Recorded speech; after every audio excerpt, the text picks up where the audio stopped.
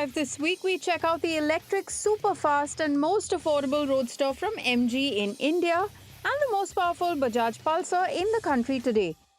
Hello and welcome to Overdrive. I am Soini Dutt. The MG Cyberster is a stunning electric roadster that's here to define what a sports car can be. Now here it is, an affordable sports car, but it also can do 0 to 100 in just 3.2 seconds. Let's take a look.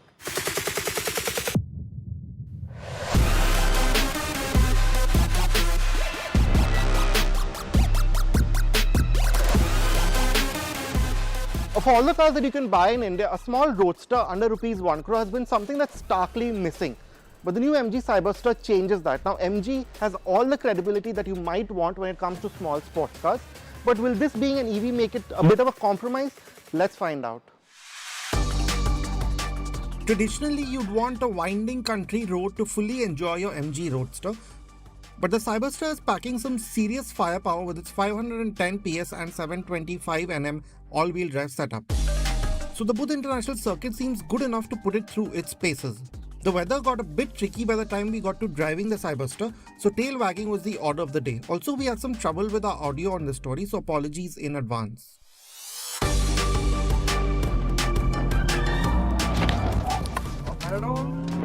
Nice. It's because it's raining, right? So Yeah. turn the AC on now. So as you just saw, the MG Cyberster will get its tail out. It's not recommended, don't do it. Don't turn off ESC in the open road because this is a potent car. Now, unlike a traditional small roadster, the Cyberster is nearly 2 tons. MG has worked on creating a stiff chassis and made the battery pack relatively thin at 110 mm, but there's only so much you can hide physics. But the big power figures and low EV mass help hide the MG's weight if you aren't going to be pushing the Cyberster's limits on a racetrack every day. There is 50-50 weight distribution and a rear biased 38-62 torque split. This is impressive considering the MG is packing a large 77 kWh battery pack with 580 km of MIDC range. This also means you will get those traffic light thrills like with other fast EVs. So as you can see, this is the launch control of the MG Cyberster. It's actually surprisingly quick. It'll do 0 to 100 in 3.2 seconds. Let me just show you what it looks like. So I put it in the super sport mode, ESC off, left foot fully on the brake, right foot fully on the accelerator. I get this sort of boost kind of graphic on the dash and wow.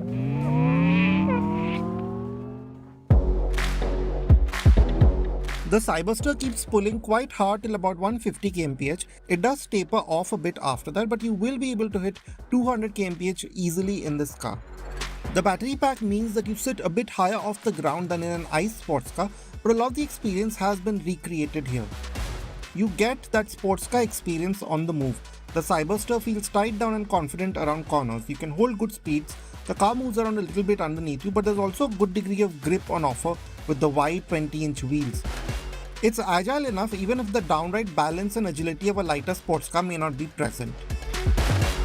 You still have that sporty kind of experience. You have those bulges at the edges of the bonnet, so that experience is there. And I have to say, for something that is 510 horsepower, this is quite manageable. Of course, you still have to be careful in that sense, but it's very easy to get used to. You might think that with all-wheel drive and with so much power coming through the wheels, it might feel a bit heavy on the nose, but while it's not as darty or as slick as maybe a purely rear-wheel drive sports car might be, this is not bad at all. Considering the pricing, considering where you are, this will probably be a first fast car. In that sense, I think it's very approachable. I also must say about the steering and the brake. The Brembo 4-piston calipers really come into their own on a racetrack. MG says the Cyberster will go from 100 kmph to a standstill in 33 meters, and it seems like a good claim. There is none of that lightness or distant feel that you get from the regen system in many EVs. The Cyberster is easy to modulate on the brakes and confident even in the wet conditions we drove it in. The steering is predictable and linear. It doesn't have a lot of feedback but has good heft. Well, we aren't done with the Cyberster just yet. You've seen how fast it can go, but we also want to show you what the design and interiors are like. Stay with us, you're watching Overdrive. Well, Welcome back. You're with us on Overdrive. With its retro futuristic styling, low slung profile and also its scissor doors, the MG Cyberster is an absolute head turner. So should you put your money on this electric sports car? Let's find out. Now you'll see that when the roof of the Cyberster is tucked away, there's no cover for it, which I think is a bit of a miss. I don't know what will happen when all the water goes through here, but we'll have to figure that out later. But what happens is, even with the roof tucked away, you have a lot of boot space. It's shallow, yes, but a couple of bags, soft bags for two people, I think can be easily done in it, which I think is quite nice.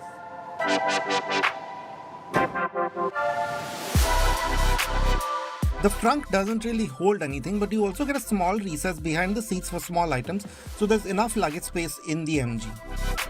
MG has managed to create the traditional roadster dimensions with the Cyberster and gotten its footprint right. You have the long nose and short rear proportions well executed. The front is smart with the small lights and the simple surfaces. The bodywork too has good creases and curves in the right places, so attention on the road will be easy to come by. But the rear could have been a bit less busy, especially with the nice flat look to it. There is a lot going on with the lighting, which doesn't quite seem to go with the front. Also, the Cyberster font seems to be a bit too similar to the one Porsche uses for its models, for my liking. But you have what is possibly one of the best party tricks of any car at this price in India. Those scissor doors are quite an event and work great most of the time. There's also enough redundancies built in for you to not miss the actual physical door latches. You have 4 buttons to open the doors at various places, including a manual release behind the seats.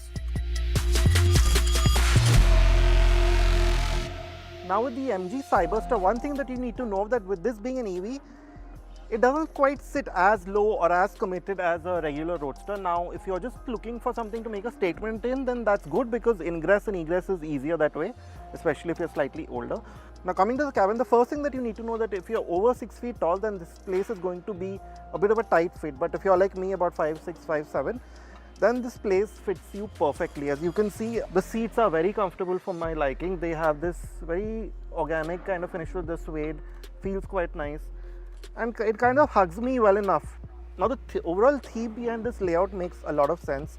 You have this 10.25-inch screen in front of you and these two smaller sort of 7-inch pods. Now they are a bit difficult to use. As you may know, MG screens aren't the slickest, and that kind of shows here. One side gives you all the infotainment, the other side gives you a lot of the settings which you can also access through here. So in that sense, it's good that you have this kind of redundancies and everything is sort of within your line of sight. But one of the things that happens is that the steering wheel kind of blocks your view of these two screens on many occasions. When you want to use them, you still want to be stopped at a traffic light and only then use it. Another party trick are the sound modes, which come across as quite natural on the inside, but you do get taken back by that supersonic jet-like external sound design, which is a nice surprise. Here's all of the other features that you get with the Cyberster. You get 4 bags with the Cyberster, and here's all the other safety equipment that you get. Also, MG has done extensive work with the car's structure to resist rollover. Surprisingly, you don't get an auto-dimming rear view mirror, but then you usually rely on the camera since rearward visibility is tight. Steering feels quite nice to hold. It's just the right size. This flat bottom kind of theme to it works pretty well. You have this button to directly put you in that super sport mode, the most powerful mode with the launch control and so on. A lot of buttons to interact with these screens. So in that sense, it's quite nice. I especially like how these joystick buttons move. They have a nice tactile feel. The interiors could have had a brighter display in open light, but thoughtfully the paddles control regen and the drive modes, and you have direct control of the steering modes right from the steering wheel. The drive selector reminds you of the one in the last CRV, but that also means that it's quite easy to use. And all the important functions, I must say, like the door opening, the roof opening mechanism, they're all hard physical buttons, which is a good thing. Yes, a lot of the climate controls are in the touch panel, but you see that in a lot of MG cars, and that's par for the course now. Having said that, I really quite like the finish in this cabin. You have suede around here like this. You have this cockpit view with the suede lining, the suede in the door cards, and all the stitching. Everything is very nicely done. Pretty much every surface is soft that you interact with. So in that sense, it's good. Yes, maybe these paddles could have been made slightly heftier, but that's really a small price play because you get that sense that this is a fairly expensive car, maybe not 72 lakhs expensive, but expensive nonetheless. We spent little time actually driving the Cyberster, so it remains to be seen how it handles typical Indian conditions. It may not be as engaging as a traditional rear-driven ICE sports car, but the Cyberster has great performance and feels cohesive and direct enough for those looking for a smattering of driving feel. But for Rs 75 lakh, few cars will get you as much attention and outright speed as a Cyberster. The screens need some work, but the cabin feels plush for good measure.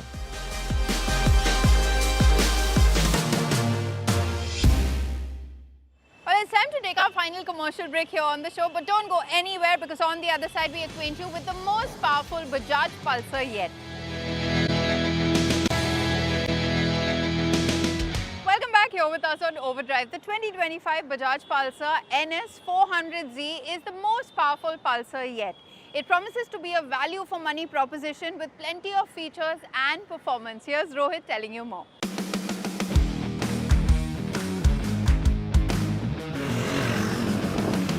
The Bajaj Pulsar NS400Z. It didn't really set the sales starts on fire the moment it came, probably because it was a bit late to the party, probably because KTM had already established and normalized the 400cc segment. But people soon realized that like the rest of the Pulsars, even the 400Z is a lot of bang for the buck. It's a lot of motorcycle for the money. And that's something that people started appreciating. But honestly, I think KTM did steal a bit of the thunder away from the Pulsar. The delay in launching the Pulsar 400Z did really hamper its sales. It probably could have done a lot better. It could have had a much better start had it come maybe half a decade earlier. So Bajaj clearly realized that, so they thought it was time to give the Pulsar a few more things. In fact, they also listened to a few complaints that we had as media, as customers with the 400Z. So it's all come together now to make this the 2025 Pulsar. But is it all enough to justify that 8 to 10,000 rupee premium that you will pay for this motorcycle over the outgoing bike? That's exactly what we are here to find out. The core of the NS400Z remains the same, proven 373cc single-cylinder engine, but it now pushes out 43 PS, up from the earlier 40 PS and closer to the KTM territory. Additional 3 PS may not sound like earth-shattering numbers, but more power is always good. Some of you will have a lot of fun fighting spec sheet wars, while most of you will appreciate the better rideability and the performance enhancements it brings to your everyday riding. Acceleration feels livelier now, and Bajaj claims it's over a second quicker to the ton than the earlier 40 PS version. It's still a peaky motor though. The real punch only kicks in beyond 6,000 RPM. The revised engine now revs to 10,300 RPM, up from the previous 9,700, with the sport mode now nudging the limiter to 10,700 RPM. That extra headroom gives the bike a bit more top-end flair, while still retaining the approachable nature that made the NS400Z easy to ride in the first place. It's more urgent when you want it to be, without becoming intimidating.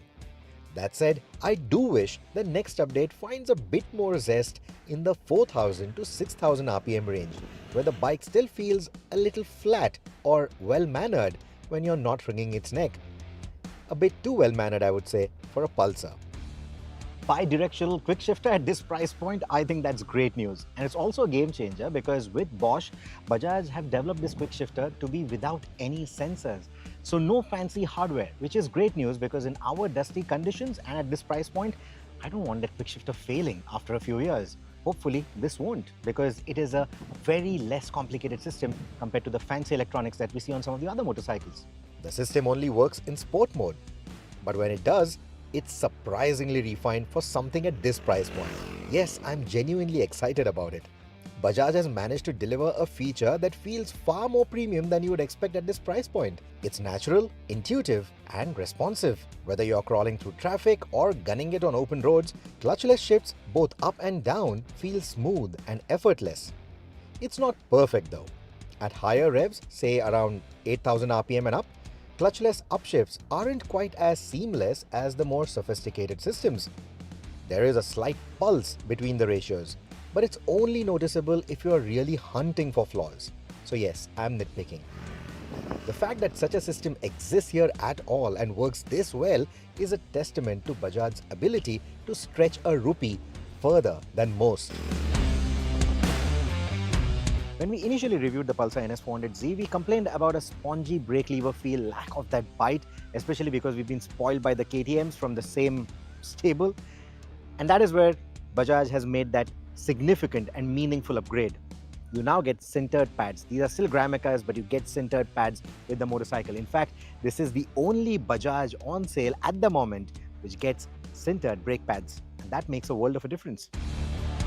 The sintered pads feel wooden at first, but once they warm up after a few hundred meters of riding the bike, they display an improved braking feel, a stronger bite and better feedback as well through the lever. It gives riders additional confidence, particularly when braking from higher speeds or tackling tricky road conditions. Complementing this is the new 150 section Apollo H1 rear tyre and, more importantly, a steel radial up front. The added grip from both the tyres is evident immediately, especially in the wet conditions that we rode on. Aggressive cornering should be more fun, and the bike should feel noticeably more stable and predictable even when you're pushing it hard. Unfortunately, we couldn't given the conditions. These changes might seem minor individually, but together they significantly improve the NS400Z's dynamic abilities. To sum it up, the Pulsar NS400 continues to offer excellent value. Sure, the upgrades may not be groundbreaking, but they're targeted, they're meaningful, and all of that really comes together quite nicely to continue making this one of the best buys in the segment. The appeal is high, the equipment is all there, the ride, the handling, the punch from the engine, everything is just perfect for this price point. In fact, it does offer the most power for the money that you're spending in this particular segment. So from that perspective, it's still the best buy in my opinion.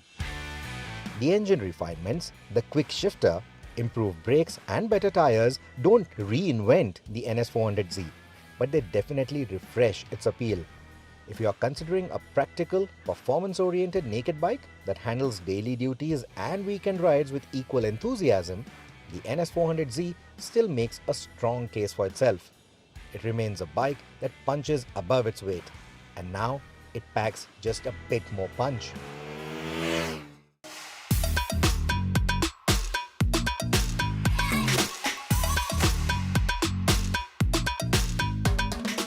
What I'm standing next to is the new Kinetic DX Electric scooter. Now this was an iconic brand which was the ICE scooter back in the 90s, which is standing right over there, and that has been reincarnated in the electric avatar, which is this. Now this has been launched at a price of 1.11 lakh rupees ex-showroom for the base variant, and the DX Plus, the top model, will set you back by 1.17 lakh rupees ex-showroom. Now the bookings are open and deliveries will commence by October.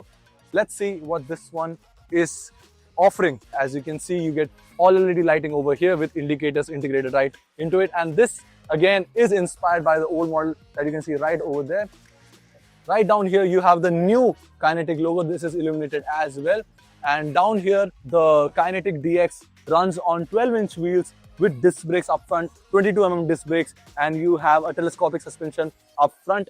Now the footboard here, it's also big. It flicks right open, which is quite cool.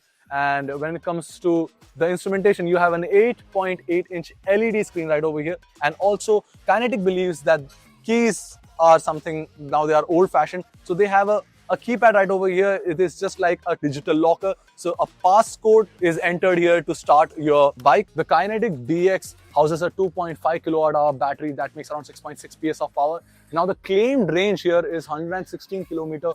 And the top speed is 90 km per hour, but there is a catch here. There's a cruise control lock-in, so they have optimized that speed. So if you ride this scooter from 25 km per hour to 35 km per hour, the company claims that it can deliver a range of 150 kilometers, which is way more than the claimed range on a single charge. When it comes to the boot space, like I mentioned before, it's actually quite big. It has 37 liters of boot space, which is capable of fitting 2 helmets right into this. Well, on that note, it's time for us to wrap up this week's edition of Overdrive. But remember, you can stay in touch with the team through our various social media platforms, and you can write to us on YouTube. We'll see you next week. Until then, drive and ride safe.